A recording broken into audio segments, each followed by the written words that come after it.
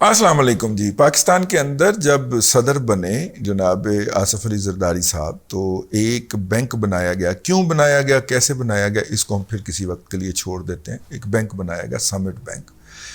سمٹ bank کے اندر جو تھی وہ کچھ ٹرانزیکشنیں ایسی ہوتی تھیں, کچھ لین دین ایسے ہوتا تھا جس کے بارے میں ایف آئی اے نے ایک انکوائری انیشیٹ کی. اور ایف آئی اے نے انکوائری انیشیٹ کر کے پاپڑ والا, فلانا, ٹمکانا, کھوئے والا, بلائی والا, سارے جو تھے ان کے ناموں کے اوپر جو پراکسی اکاؤنٹس کھلے تھے ان کو پکڑا. ان اکاؤنٹس کے اندر رقوم آتی تھیں اور چلی جاتی تھیں.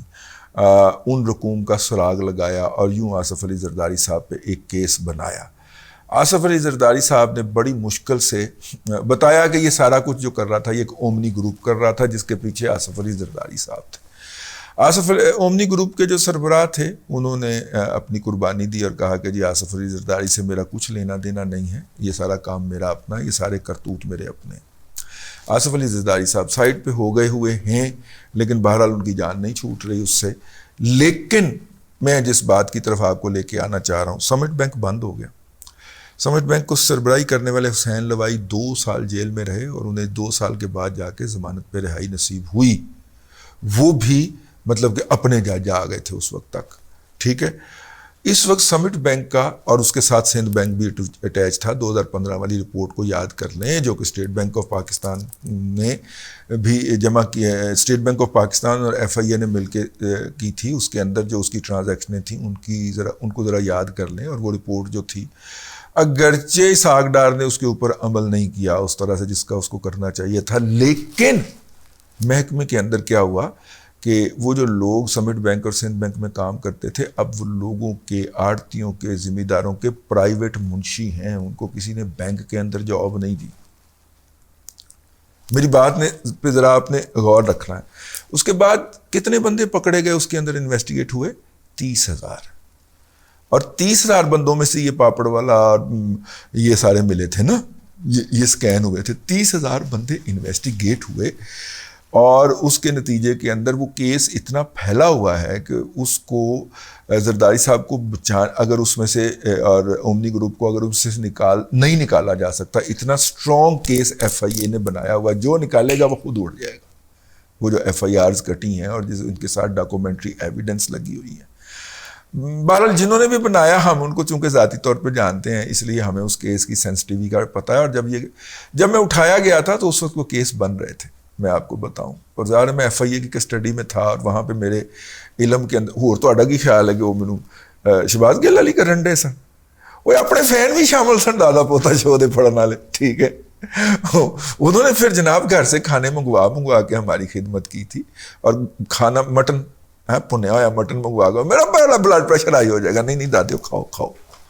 تو خیر وہ اس وقت پھر کیسز بھی ڈسکس ہوئے مختلف ان کے ساتھ. تو اس وقت ہمیں پتہ چلا کہ یہ کیس اتنا بنایا جا رہا ہے ٹھوک بجا کے کہ یہ نہیں جا سکتا. اب مسئلہ یہ ہے کہ آج کی تاریخ تک صرف ایک انویسٹیگیشن ٹیم ہوئی ہے لیکن اس نامزد ہوئی ہے شہباز گل صاحب اپنا یہ جو انلیگل فنڈنگ ہے اس کے حوالے سے.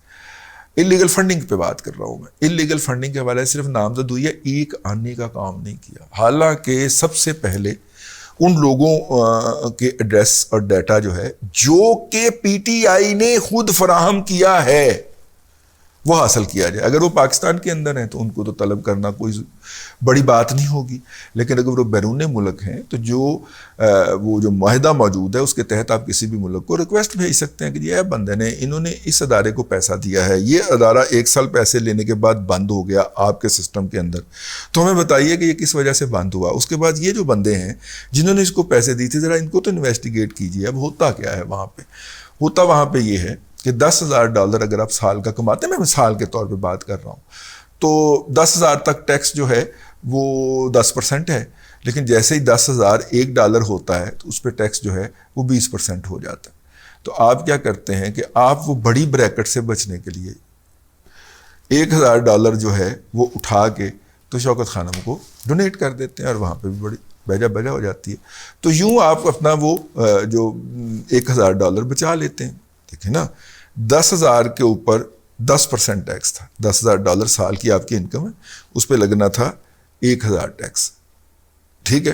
جیسے ہی وہ 10,000 $1 ہوا تو ٹیکس بڑھ کے 2,000 روپے ہو گیا. اب سمجھ آ گئی, 20% ہو گیا. تو 20% جو ہے کا مطلب ہے کہ اب آپ پہ ٹیکس ڈبل ہو گیا. ٹھیک ہے نا. اب آپ پہ 10,000 میں سے 2,000 ٹیکس لگے گا. تو اس کو یہ $1,000 جو آپ کو اضافی ٹیکس لگ گیا ہے, اس سے بچنے کے لیے فرض کریں آپ کی انکم بنی ہے $10,576. تو آپ $576 فوراً شوکت خانم کو ڈونیٹ کر دیتے, تو آپ کی انکم آ گئی 10,000 کے اوپر. اور یوں آپ نے $450 پھر بچا لیا, $450 پھر بچا لیا, بجائے اس کے کہ آپ ادھر دیتے. ادھر بھی آپ جناب بڑے فخر کے ساتھ. یہی حال کمپنیوں کا ہے, یہی حال اداروں کا ہے. یہ جو عمران خان صاحب کو ڈونیشن ملتی ہیں نا, یہ وہ اپنے اندر خانے میں چلو کوڑا کرکٹ. اور اگر یہ اس طرح کی 2 نمبری نہ ہو تو ہر سال یہ ادارے ڈونیشن کے بعد بند نہ کریں. ایک تو یہ بات. تو وہاں سے اب دیکھیے امریکہ کے اندر آپ کسی غیر ملکی پولیٹیکل پارٹی کے لیے ڈونیشن سیک نہیں کر سکتے. تو یہ ڈونیشن یہ وہ الیکشن کمیشن نے لکھ کے دے دیا کہ وہاں سے شوکت خانم کے نام پہ آتی تھی اور یہاں پہ اس کے لیے خرچ ہوتی تھی. امریکہ, برطانیہ, آسٹریلیا وغیرہ تو اس حوالے سے تلے گئے. یہ سعودی عرب, UAE, قطر جو ہیں, بحرین جو ہیں, یہاں سے جو پیسے آتے تھے, جب آپ یہ الیکشن کمیشن کا فیصلہ ان کو بھیجیں گے کہ یہاں پہ یہ کام پولیٹیکل پرپز کے لیے استعمال ہوا ہے, تو وہ جو یوٹیلٹی سٹور کارپوریشن والا جو تھا نا, جو سعودی عرب سے بیسیکلی واردات ڈالتا تھا, سعودی یوتھیا تھا نا, تو وہ یہاں پہ میں مفت کام کر رہا ہوں اور کم از کم 2-2.5 ارب روپے کی دیہڑی لگا کے وہ بھاگا ہوا ہے یہاں سے. وہ سعودی عرب میں جب وہ کمپنیاں رجسٹر کروا کے تو ڈونیشن سیک کرتا تھا نا, جب آپ سعودی گورنمنٹ کو یہ بتائیں گے کہ بھائی جان یہ بندہ جو ہے اس نے یہاں پہ کمپنی رجسٹر کروائی تھی چیریٹی پرپز کے لیے, ایتھے PTI کے ٹرولز کی تنخواہوں کے لیے پیسے جا رہے ہیں تاکہ وہ پاکستانیوں کو, سعودیوں کو گالیاں بک سکیں, تو وہ پائن پھر کم از کم 20 سال تو اس کی بیل نہیں ہے. ٹھیک ہے. نہ صرف کہ اس کے بعد وہ ڈیپورٹ ہوگا, بلکہ پہلے اس کو تنیں گے, اچھا جو پاکستان سے گالیاں بکتے تھے وہ تمہاری فنڈنگ سے بکتے تھے. یہی حال وہاں پہ پولیٹیکل ایکٹیویٹی پہ ویسے بھی پابندی ہے, تو پولیٹیکل ایکٹیویٹی تو وہاں پہ ہو نہیں سکتی. تو جب آپ ان کو بتائیں گے کہ پین یہ آپ کے پیسے سے نہ صرف کہ یہاں پہ گند ڈال رہے تھے سیاست کے نام کے اوپر, بلکہ سعودی عرب کو گالیاں بھی یہی بک رہے تھے, تو وہ پھر وہ نہیں ہوگی. اور پھر اسی طرح کا ٹھڈا لگے گا جیسا ٹوپی والے جہاز 737 سے MBS کا جو ذاتی طیارہ تھا اس سے ٹھڈا مار کے چل دے جہاز سن لایا نہیں سی عمران خان, اس طرح اتاریں گے. یہی حال جو شہود شیخوں کا ہے, جو عرب کے, UAE کے اور قطر کے اور بحرین کے یہ جو شیخ ہیں, ان کو بھی جب یہ والی بات بتائی جائے گی کہ جناب ایتھے ڈونیشن مانگ کے لے آندا سا جی, ٹھیک ہے, ایتھے آ کے پولیٹیکل پارٹی لیے استعمال کردا سی. میں نہیں کہہ رہا, الیکشن کمیشن آف پاکستان کے اندر درجہ, اور الیکشن کمیشن کہتا ہے میں اپنے پاس سے نہیں کہہ رہا, انہوں نے اپنے ڈاکومنٹ خود سبمٹ کروائے ہیں, سائن کر کے ان کے وکیل نے سبمٹ کروائے ہیں, اس کے اندر لکھا ہوا ہے. ٹھیک ہے. اور یہی تکلیف جو تھی, یہی دکھ جو تھا, یہی جو درد ذہ تھی, اس کا اظہار صدر پاکستان المعروف دندان عارف الوی صاحب جو ہیں, الوی نہیں ہوتی پنجابی کے اندر لگی ہوتی, اس سے الوی, عارف الوی جس کے صاحبزادگان کی زبان کتوں سے بھی زیادہ لمبی ہے اور وہ سوشل میڈیا پہ بھونکتے ہوئے پائے جاتے ہیں, اس عارف الوی نے گورنر ہاؤس پنجاب کے اندر بیٹھ کے بتایا کہ دیکھیں یہ کتنی بڑی زیادتی ہے, ہمارے دیے گئے دستاویزات میں سے ہی, ڈاکومنٹ سے ہی ہمارے خلاف ثبوت نکال. یہ چاہتے ہیں امپائر بھی ان کا ہو, تھرڈ امپائر بھی ان کا ہو, ریفرل امپائر بھی ان کا ہو, چیئرمین بورڈ بھی ان کا ہو, اور پھر یہ میدان کے اندر اترے.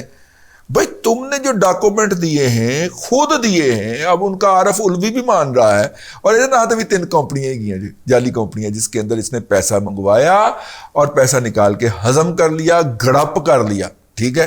وہ جو عمران اسماعیل جو ہے, جو کہ گورنر رہا ہے سندھ کا, اس پراپرٹی ڈیلر کے نام کے اوپر بھی یہ کمپنیاں ہیں. یہ جو فیصل واؤڈا ہے 2 نمبر جو پراپرٹیاں سیل کرتا ہے, کسی کا فرنٹ مین ہے, کسی کا وہ پراکسی ہے, اس کے نام پہ بھی کمپنیاں ہیں. یہ سارے اسد کیسر اینڈ کمپنی, اسی لیے تو ان کے محترم ججز نے انویسٹیگیشن تک روک دی ہے نا. ٹھیک ہے. تو اب آپ کہیں گے انویسٹیگیشن رکتی جائے گی, سزا نہیں ہوئے گی, تو پھر کیا ہوئے گا؟ سر آپ لکھی ہوئی FIR کی طاقت کو جانتے نہیں ہیں. ٹھیک ہے. عمران خان کو جب پتا تھا کہ اس کی حکومت جا رہی تھی تو اس نے ڈرامہ کر کے اپنی ایف آئی آر کو ایش کروائی تھی. عارف الوی کو پتا تھا ان کی حکومت جا رہی ہے, انہوں نے حکومت جانے کے چند ہفتے پہلے ڈرامہ کیا تھا کہ میں پروٹوکول کے بغیر عدالت میں پیش ہو رہا ہوں, اور وہاں پیش ہو کے اس نے اپنی ایک یوتھیے جج سے اپنی ایف آئی آر کو ایش کروائی تھی. اگر اتنا نہ ہوتا, مطلب اسی لیے تو بعض لوگوں کی پھر وہ بات کے اندر وزن نظر آتا ہے نا کہ یہ سارا ڈرامہ کر رہے ہیں, پروجیکٹ عمران خان انٹیکٹ ہے اور یہ وہیں پہ جا رہا ہے. تو خیر امریکہ اور یورپ کے ممالک کو جب آپ یہ بتائیں گے, کیونکہ وہاں پہ پولیٹیکل پرپز کے لیے ڈونیشن مانگنا منع ہے. اچھا, نہ صرف کہ ان کے ہاں منع ہے بلکہ پاکستان کے قانون میں بھی منع ہے, اور یہ بات تو وہ مان چکے ہیں, لکھ کے دے چکے ہیں, سائن کر کے دے چکے ہیں کہ وہاں سے ہم لاتے تھے شوکت خانم کے نام کے اوپر اور یہاں پہ آ کے استعمال کرتے تھے اس کے اوپر. ابھی وہ پہلو نہیں کھلا کہ آپ نے جتنی بھی شوکت خانم نامی ڈھکوسلے, فراڈ اور لوٹ مار کے اس کارخانے کے ذریعے جو آپ نے اوورسیز انویسٹمنٹیں کر رکھی ہیں ڈونیشنز کی, جب ان کا کھاتا کھلے گا تو پھر عارف نقوی نہیں بلیاں گیٹالا کے بھی مطلب کہ ناک سے میں سے دھواں نکلے گا. ٹھیک ہے, میں اس جگہ کا نام نہیں لیا جس جگہ کا جو ہے وہ اس نے نام دیا تھا شہباز گل نے, کیونکہ میرا وہ ارادہ نہیں ہے جو شہباز گل کے ساتھ ہو رہی ہے. شہباز گل کے ساتھ جو ہو رہی ہے وہ میرا وہ کرانے کا قطعاً ارادہ نہیں ہے. تو لہٰذا میں آپ سے تو اس لیے انویسٹیگیشن کر کے صرف ایف آئی آر کا اندراج ہو جائے اور کچھ ہو یا نہ ہو, آگے وہ ایف آئی آر جائے ہی نہ, کہ جب یہ کبھی فارغ ہو جائیں گے, یہ جتنے بھی یوتھیے ججز ہیں یہ فارغ ہو جائیں گے, ان کی نسلیں جو ہیں لمز میں گند ڈالنا بند کر دیں گی, یا لمز کو ہم سیمنٹ کی اس موری کو سیمنٹ سے بند کر دیں گے کہ یار آئندہ سے یہاں سے کوئی برا پیدا نہ ہو سکے, تو ہم ان ایف آئی آر کو نکال کے لے آئیں گے, ان ڈاکومنٹس کو نکال کے لے آئیں گے. سب سے زیادہ یہ اور ان کے فیورٹ جو لا آفیسر یا ججز ہیں وہ دوسروں پہ الزام لگایا کرتے تھے کہ ان کو گرفتار کریں, ان کو ہٹائیں کیونکہ یہ ڈاکومنٹری ایویڈنس نہ کر دیں. تو لمحہ موجود میں جو جرم یہ خود کرتے ہیں اس کا الزام دوسرے پہ لگاتے ہیں. یہ سب سے زیادہ خود ڈاکومنٹری ایویڈنس جو ہیں وہ ضائع کرنے والے لوگ ہیں, بھلے ان کے وکیل ہوں بھلے ان کو ججز ہوں.